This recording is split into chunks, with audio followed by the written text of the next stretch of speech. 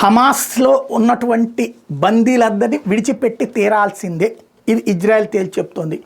మేము విడిచిపెట్టము అందరినీ అని చెప్తోంది హమాస్. ఇప్పుడు పూర్తి స్వేచ్ఛ చేసింది అమెరికా కొత్త ప్రభుత్వం, ట్రంప్ ప్రభుత్వం. దాంతో ఎడతెరిపి లేని దాడులు, వందల ప్రాణాలు తీస్తోంది. ఇప్పటికి ఈ 2-3 రోజుల్లో కనీసం 2-3 వేల మంది చచ్చిపోయి ఉంటారు. ఇప్పటికీ 250 మందిని అదుపులో పెట్టుకుని 50,000 మందిని చంపించుకుంది హమాస్. విచిత్రం ఏంటంటే ఈ 250 మందిలో ఒక 50 మంది చచ్చిపోయారు, 100 మందిని విడిచిపెట్టారు, ఇంకొక 100 మంది వాళ్ళ దగ్గర ఉన్నారు. ఈ 100 మంది కుటుంబాలు వచ్చి ఇజ్రాయెల్ ప్రభుత్వం దగ్గర గొడవ చేస్తుంటాయి. అదే సందర్భంలో వాళ్ళని కొన్ని వేల మందిని అరెస్ట్ చేస్తే వాడెవడు మా వాళ్ళని విడిపించమని గొడవ చేయడు హమాసోడు. లేదా వాళ్ళు 50,000 మంది చచ్చినా సరే వాళ్ళెవడు కూడా ముందు మనం విడిచిపెట్టేద్దాం, మీ మూలంగా మా వాళ్ళందరూ చచ్చిపోతున్నారని ఎవడండు. ఇది మత పెచ్చ ఏ రేంజ్లో ఉంటుంది అనడానికి సాక్ష్యం.